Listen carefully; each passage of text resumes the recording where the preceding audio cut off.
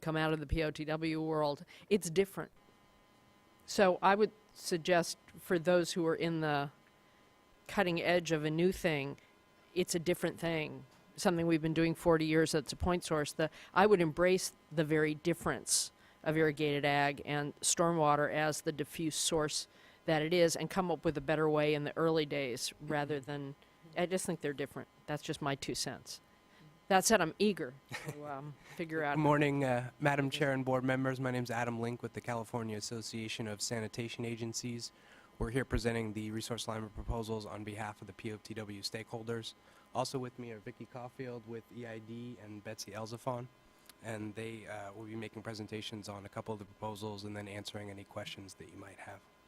So my first comment would be to thank you for allowing us to present on these proposals, and most notably for your engagement in this process. I think your continued interest in it has driven our members and folks that provided information to provide very good examples of cost estimates and specific examples and things. And so I really want to thank you for your interest in this process. I wanted to start. Oh, sure. You have to pretend you're a rock star. I'm not very good at it myself, but you have to get really close to it. I'm used to it. I just wanted to start with an overview of how we constructed our proposals. Is that better? Just because there's been some changes since we submitted our initial ones in February and then May, so I wanted to run through them. The first is each one is an issue, and this is where we identify kind of the core concept of the way to reduce the cost of compliance. And so this is the core idea summarized in a little summary.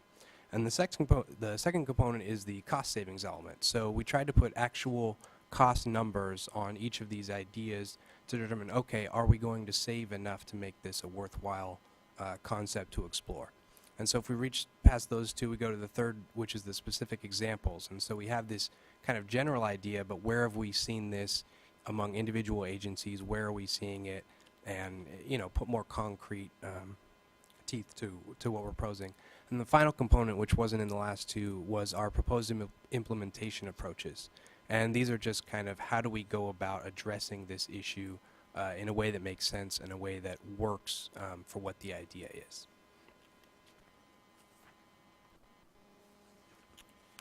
So we had 5 main short-term proposals for reducing the cost of compliance, and I have them listed here in kind of a priority level, not necessarily based on the most cost savings or the most efficient to implement. It's kind of a combination, balanced approach of both. And we thought it would be good to have a prioritization and to understand kind of what we think can get done.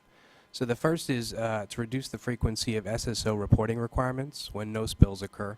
The second is establish processes for streamlining monitoring requirements. The third is to eliminate irrelevant and unnecessary reports. The fourth is to eliminate duplicative and overlapping SSO requirements, and this is a bit of a change from our first set of proposals, which focus more on enforcement, but Vicki will talk a little bit more about that. And then the fifth is to facilitate use of existing regulatory tools by making certain processes related to implementation more clear and consistent and reliable for the POTW community.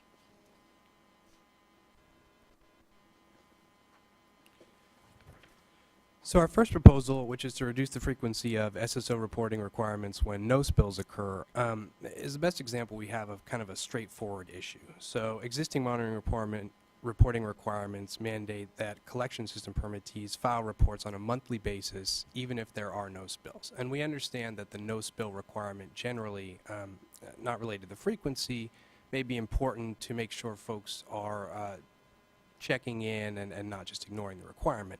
But we think that changing that from, let's say, a monthly reporting requirement to a quarterly reporting requirement, I mean, each time people go in and log the system, aggregate it across all the agencies, it's staff time is money, and we've kind of took an estimate of all of that and pegged that figure at about $100,000 a year that it costs, that could be, or I'm sorry, $150,000 that it costs, and it could be $100,000 saved if we simply change the no spill reporting from monthly to quarterly. And then, of course, if there is a spill, you have to report it. Yeah, of course, Right. And that's part of the other. Yeah, this is just for the no spill reporting. And so we think the benefits are that it has real cost savings when aggregated across all the agencies, and it still accomplishes the goal of having the no spill reports, but it allows staff to focus time and efforts on other things. So that was kind of a simple, straightforward one that we want to lead off with. The second is a little bit broader, and it's establishing processes for streamlining monitoring requirements. And there's three kind of focus areas that we had in there within the broader proposal. The first is duplication of ambient monitoring requirements. The second is unnecessary monitoring for entities with a positive compliance record for specific parameters. And then the third is kind of a failure to utilize surrogate sampling when it's appropriate, given the circumstances. And so some of the input that we got from our member agencies and other folks was that new monitoring and reporting requirements are added over time to permits. They're frequently added, but they're rarely evaluated for efficiency looking back at what's already in the permit or what's part of a template or something that is just in there, and there's no process to look at whether that is an efficient use of the monitoring or reporting tools.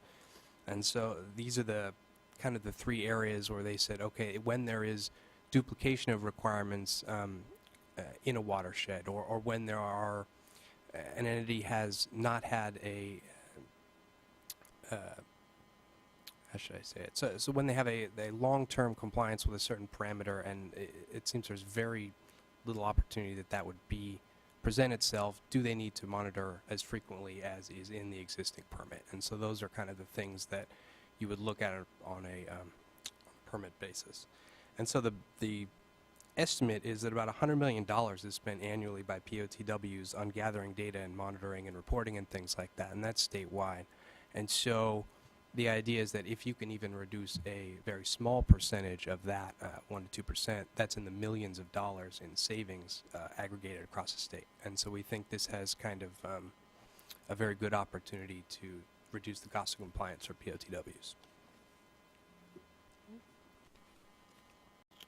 The third issue is eliminating irrelevant and unnecessary reports, and this kind of goes to, there are an increasing number of studies and reports required in permits, and some are not applicable to the entities that are requiring to be completing these reports. And so rather than automatically incorporating into new permits certain reports or studies, it should be considered whether that report or study directly relates to that permit under the circumstances. And so a couple examples that we cited were salinity evaluation and management plans, which can cost about $25,000, constituent studies that cost about $15,000, and these are on a per permit basis. So when you aggregate them, and if you find areas where it's not necessary to engage in these studies for a specific reason, that could result in, again, significant cost savings aggregated across the state. The fourth proposal is one that I'm going to have Vicki talk a little bit more about, and it's duplicative overlapping sanitary sewer system requirements and monitoring. Thanks, Adam. Okay, in 2006, when the general order for sanitary sewer systems came out, at that same time, the State Regional Board Executive Order came out with a memorandum that, she issued a guidance memorandum that indicated that individual NPDES permits should be revised to refer to just the general order that came out, and also that the NPDES permit would only include the 3 federally required provisions. Unfortunately, not all regional boards have adhered to this memorandum. In fact, Regions 4 and 9 have adopted competing regional general orders or included the overlapping and duplicative monitoring and reporting requirements in individual permits. Whereas in contrast with Region 5, to a particular collection system in I already said Region 5. And I won't mention the name, however, I do want to thank Region 5 for making that one small step for a reason. Anyway, where there are no duplicative, there are no overlapping MRPs. The cost savings and examples would include the unwarranted liability under 2 permits for the same requirement. Now that is a little difficult to estimate because of the effect could be up to millions. It depends on the event that occurs. Also, there has to be an extra cost for state staff for the two departments that monitor two different reporting requirements for the same effect.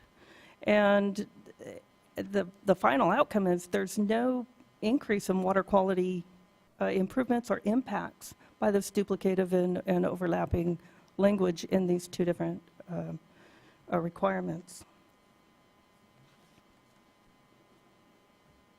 As well as the agency cost for implementation of those additional requirements.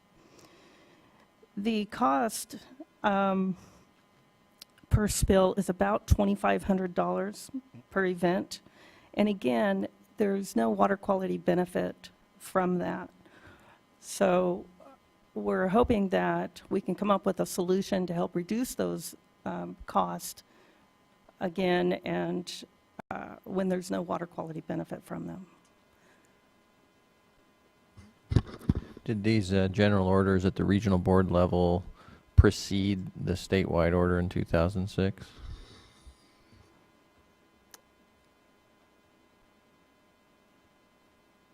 Are you, oh no, I can probably help I'm out with sorry. that one over here. Actually, my understanding is the requirements in both Region 4 and Region 9 are in individual NPDES permits for the POTWs. They're not general orders. They had their own separate SSO requirements prior to our general order, and in many respects, they maintain them after our general order. And you can feel free to correct me if I'm wrong. Even through renewals of the permit? That is correct.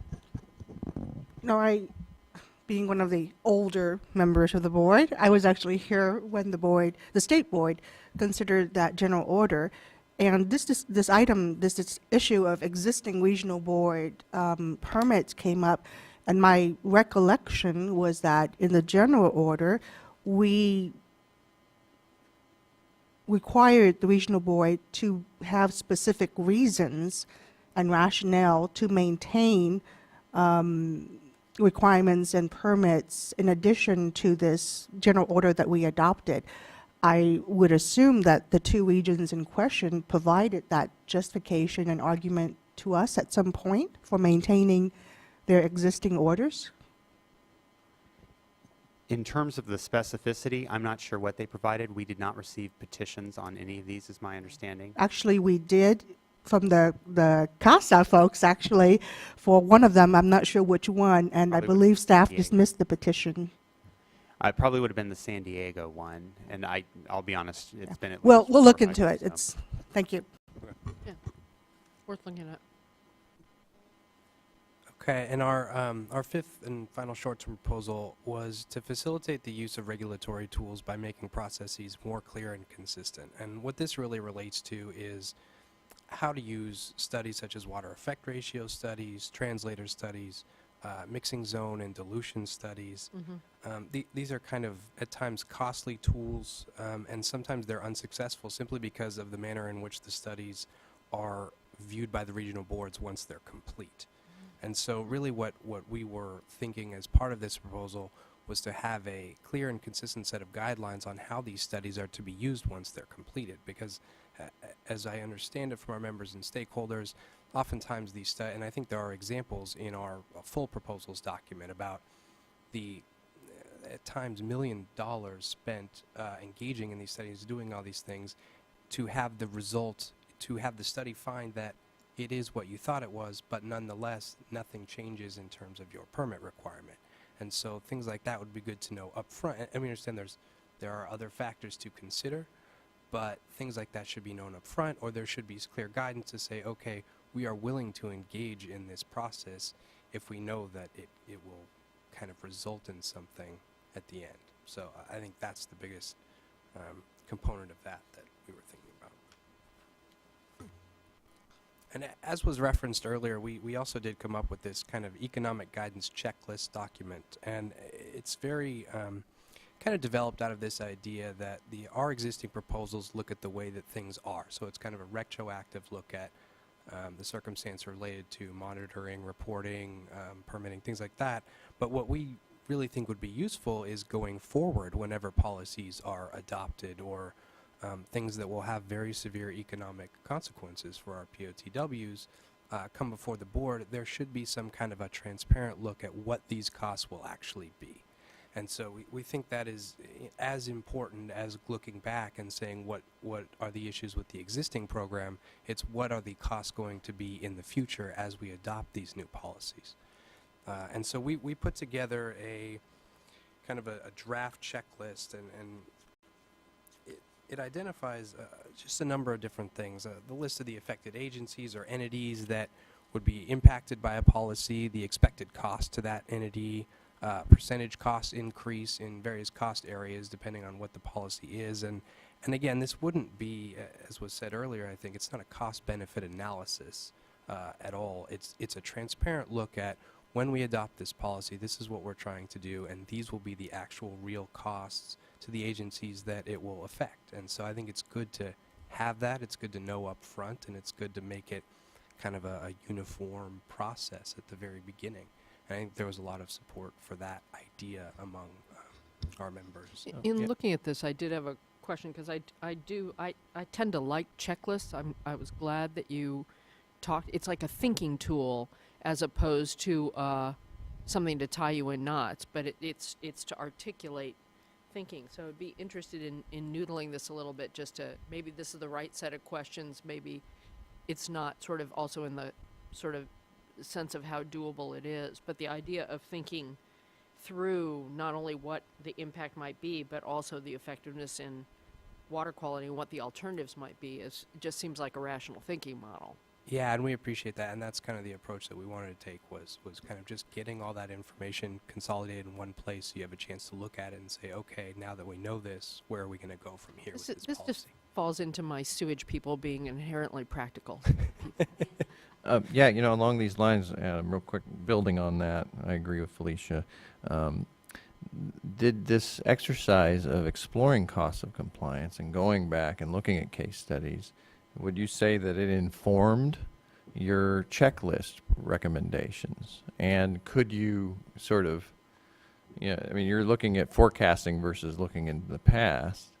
Is there a way to, have you gone through the exercise of sort of backcasting, and using your checklist on some of these ideas that came to the forefront in your recommendations? Yeah, and we hadn't thought of it specifically going back and applying it to our ideas, although that's a very good idea. But I think it was definitely informed by our members' experiences and kind of the kinds of things that they have honestly put into, let's say, a comment letter on a particular policy and said, okay, this will cost us X, and this will be the impact, and here's what we expect the water quality benefit to be.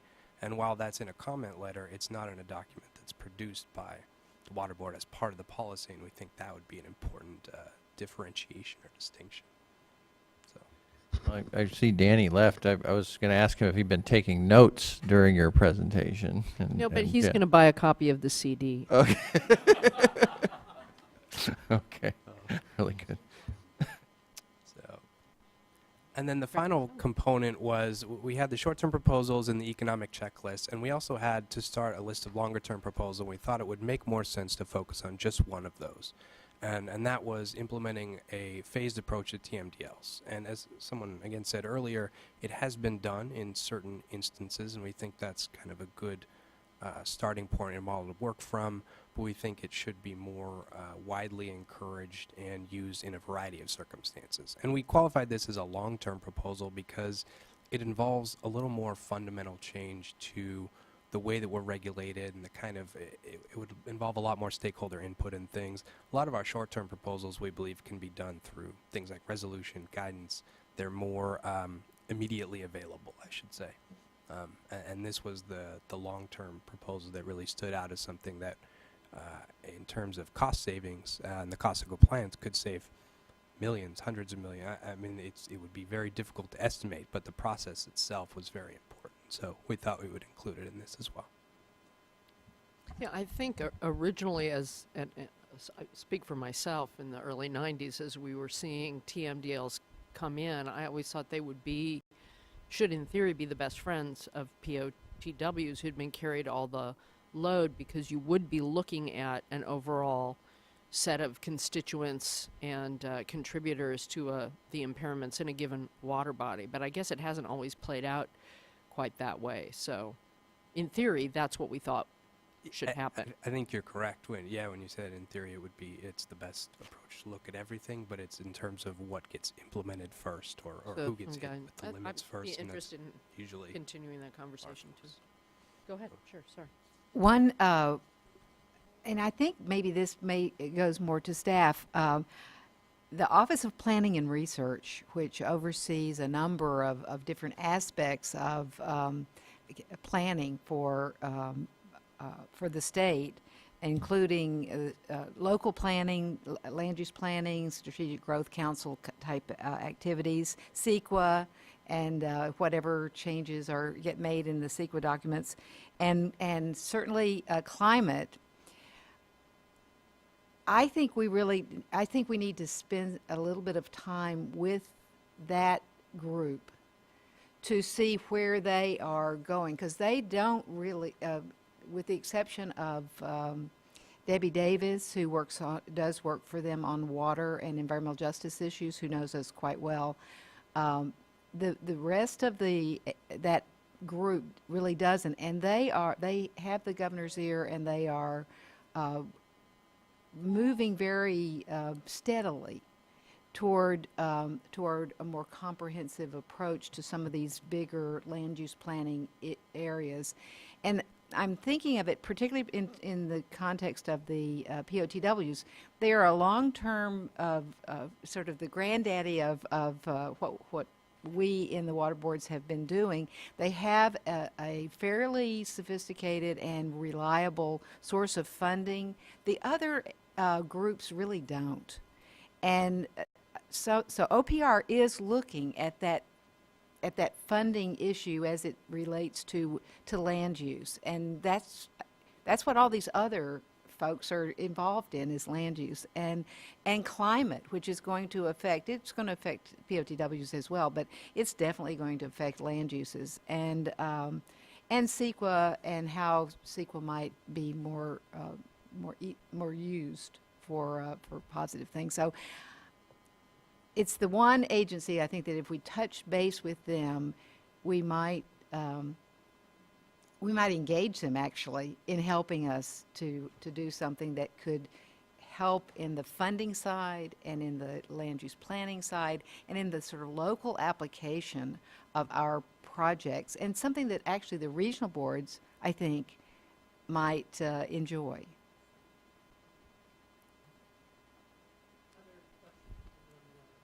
Other questions, and I'm going to open it to public comment, and then just to let you know, we're going to take a short break before moving on. I'm sensing there's blood sugar and caffeine issues happening, as well as bio break needs. So other questions from the board at the moment? Yeah, Tam? Steve? Not a question, but before we get to the public comments, just want to thank everyone, especially the POTW stakeholders, for the very thorough analysis you did in your presentations. I would suggest that staff continue to work with you, especially the POTW recommendations, and I would request a report back to the board in September with some implementation proposals with respect to the recommendations that we've received, and I certainly want to be engaged and involved in that discussion with you all. Thank you very much. Great. Steve? Oh. I have to do it by seeing your hand move towards Okay, there's down the here. body language communication. sorry. Yeah, thank you, Chair Marcus. I think as I reflect on this, and I appreciate the details, the POTW group has provided, not to diminish the input from the other folks. That I think it's all been very valuable, and I understand sort of the level of where all the groups are at. I put myself back I go back 20, 25 years, and then maybe 10 years, in terms of different roles I've played through this process, in the POTW process. And one of the interesting characteristics that was brought out in some of the comments was, we structure things to ask for information, and then if something may go haywire or look, like a diversion, then we require more information. So we have the term acceleration, accelerated monitoring, reports and that sort of thing. But we don't necessarily have a process embedded in our history of deceleration. And, at this point, I'm interested in input on how we go about communicating this idea, but I think it's important. I sense something here that the State Water Board can do in terms of empowerment. Empowerment of the line staff person that wants to make a call to decelerate, but doesn't feel like they would have support from management or that they would be somehow compromising environmental protection because of their decelerating. Everything in our structure doesn't encourage that, if we're really honest. So there's a need also, as you know, we listened to Jeff and describe the stormwater program and its complexity. There's the issue of where do we dial back? I use that term a lot in my work. And then, you know, in that role of receiving permits and providing detailed, you know, studies on translators or water effect ratios or dilution ratios, which I've been in that role and have heard crickets on the other end, and certainly no action based on a lot of investment and heartfelt work with environmental protection in mind. You know, how do we empower staff at the regional boards to decelerate, to provide flexibility and relaxation in an open way, you know, not behind closed doors, but in a way that facilitates input from all concerned parties. I'm hopeful, I'm thinking maybe that's a role we can play in a resolution, in guidance with a little g, you know, whatever we're going to call this. Where are we going with this effort? If we can empower that kind of elasticity in our regulatory programs, you know, a maturing, and it has to really take place down at that level, because that's where a lot of these stories, a lot of case studies revolve around that, you know, and whether line staff feel empowered to make certain calls or work with stakeholders. So I just wanted to share those thoughts and my willingness to sort of keep moving forward with this exercise. It's very important. I think, as staff has pointed out to me, Rafa, as we talked about the details of these proposals, there are synergies. You know, if we are more efficient in terms of how we look at the cost of our compliance, we're going to be more efficient as an organization, you know, and there will be synergies of efficiency that we'll achieve. So I think it's worth our effort to look at this, but also manage expectations, because we've got limited resources in terms of our planning staff and, you know, what we can do to put things together. But maybe in just using a few words about, you know, changing a little bit of that tendency toward accelerated monitoring or more reports or that sort of thing. How can we capture that idea that we can learn about an issue, like they come along, diazinon, flame retardants, you know, DDT back in the day. As we learn about an issue, manage it, we decelerate. And can we capture that in our regulatory programs? Okay, thank you. Karen. I just wanted to mention, Member Dodek, you suggested a September report back with implementation plans. We're very interested in hearing from you any thoughts that you have on the ideas that were presented here today. And I think that the POTW stakeholder group put them in priority order. I would like to say that we forwarded on some very specific comments that they provided on their first priority, and I'm hoping that the revised MRP that comes out will reflect many of those changes, if not most of them. But we would be very interested, especially after you hear the public comment, if you would like us to focus our efforts on any specific recommendations, or if there are others that you may think need a little more work. Okay, let's go to public comment then. Ken Landau from the Central Valley region, there you are, followed by Sarah Aminzadeh from the California Coastkeeper Alliance.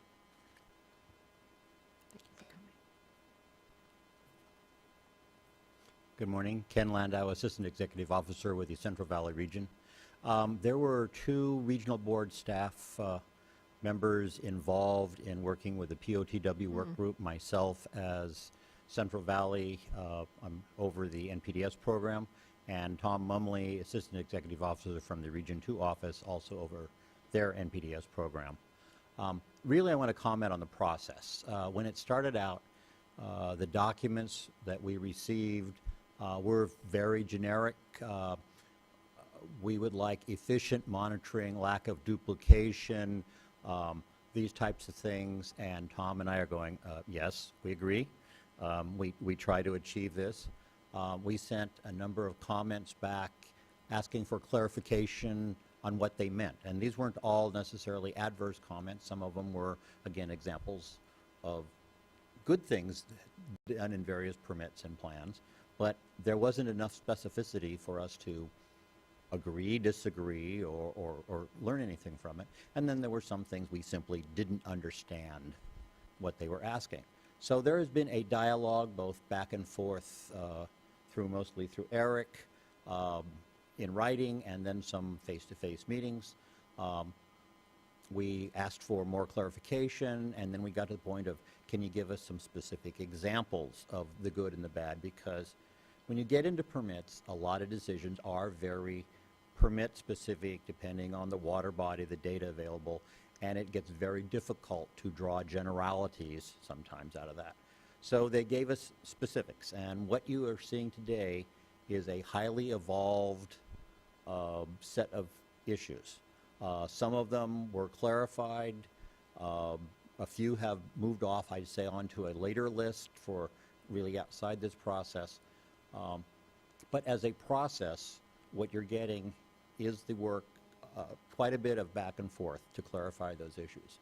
I want to also mention that some of the good things that are presented in this and earlier documents that the dischargers were very happy with are the very same issues that the environmental groups were very unhappy that we had made these changes in our process and things. So again, I expect if the Coast Keeper is coming up next, you may hear the other side. But again, there's a balance in terms of the decision process we go through.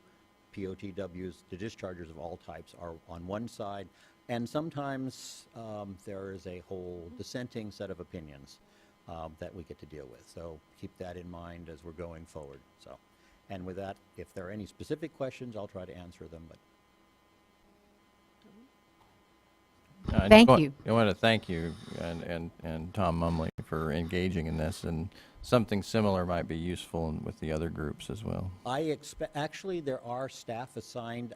There's staff in Region 5 I know assigned to the Ag group and to the WDR group. I'm not absolutely sure we have one on the Stormwater group, but I checked with them. There have not been any meetings because I don't think those processes are that far along. It was very valuable. I've read through all of that, and it was you put words to a lot of the thoughts I had. I appreciate your work. Great, thanks, Ken. Sarah, where'd you go? There you are.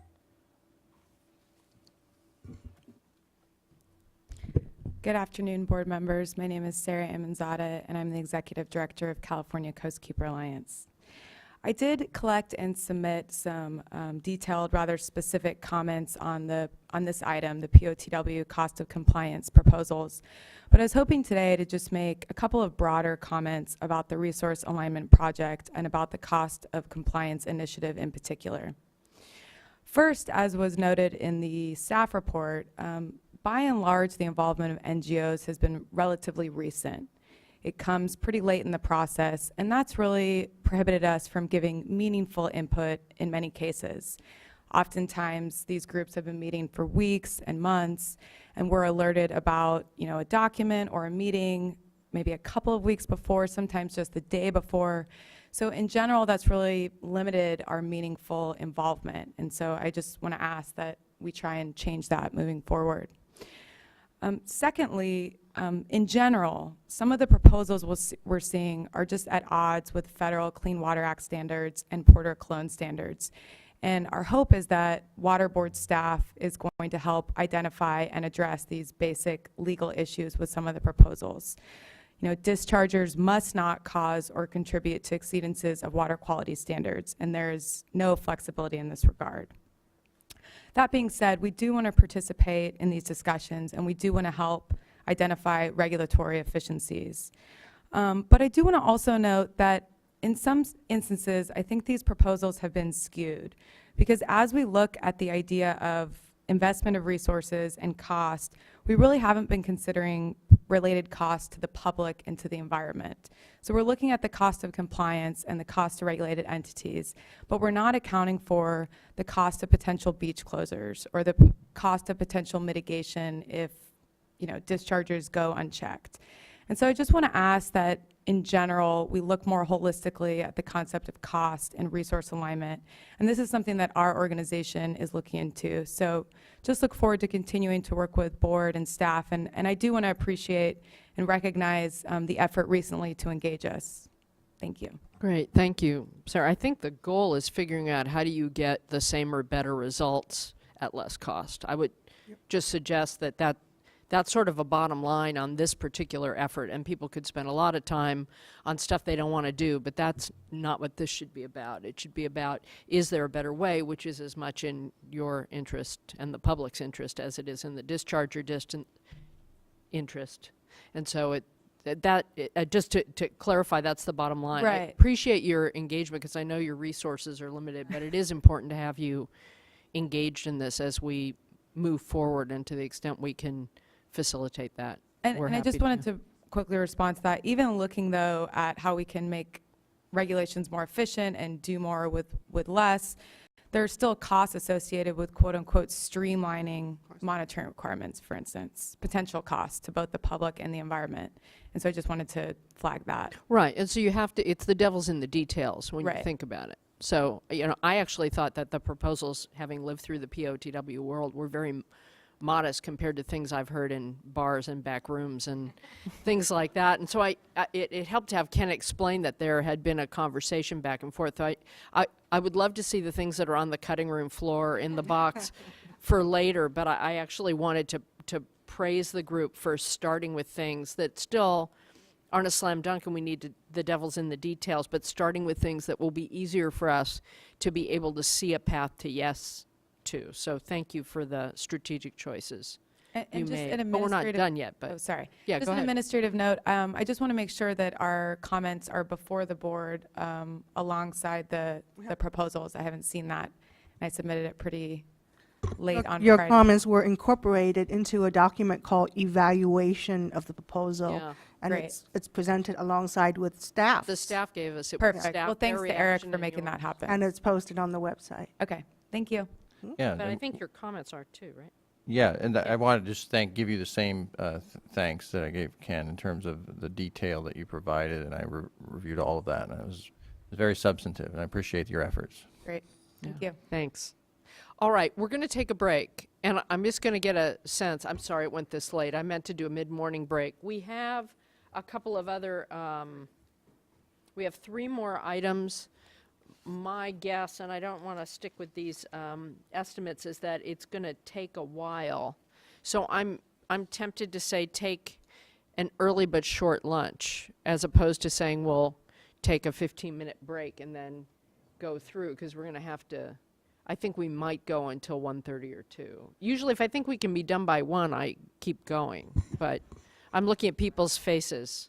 You might want to check with the folks who are here from Southern California to see if they have any flight restrictions. So anybody like want it? Yeah. All right, but we'll probably have a lively set of questions, just as we did on this item, on item 6, maybe not. So Why? Oh, yeah? given our track record today, I expect that you should count on an hour and a half. Yeah, that's what I'm thinking. So and we have to take a break. So let's come back at 12:10 and deal with your blood sugar, caffeine, and other needs. I think that's the most efficient use of everybody's time. We'll just take a half-hour break.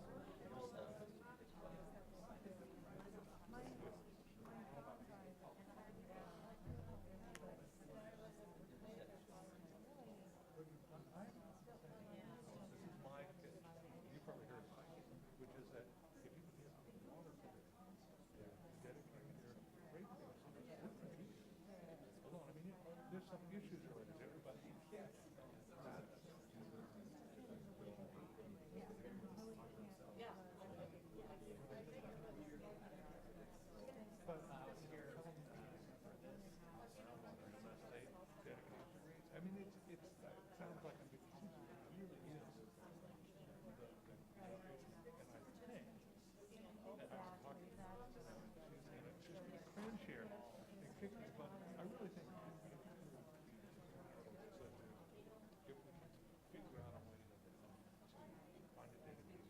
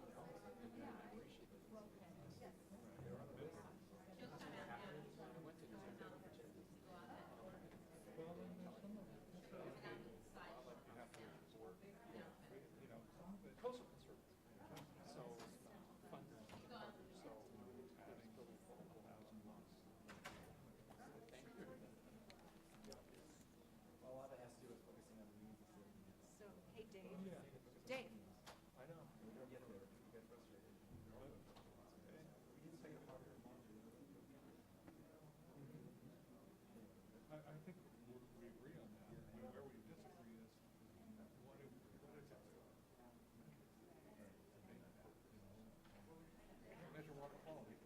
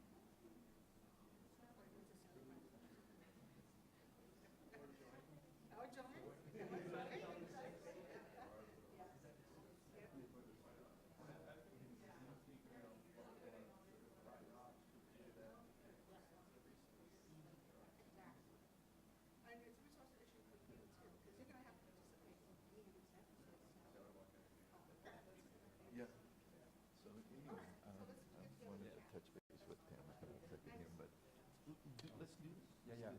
No, I just been really busy with some other stuff. Oh, the summer's kind of opening up, so I think you want to talk about it with you, maybe with you, I can sort of find a few industrial folks and say, chat. I'll be with the construction. Like I said, I just been feeling bad about this whole thing. This is not crystallizing very easily here. It's like it's just this, and I hate wasting effort. It's like, and then hearing how they have this guidance report, it doesn't get listened to much. You think, well, so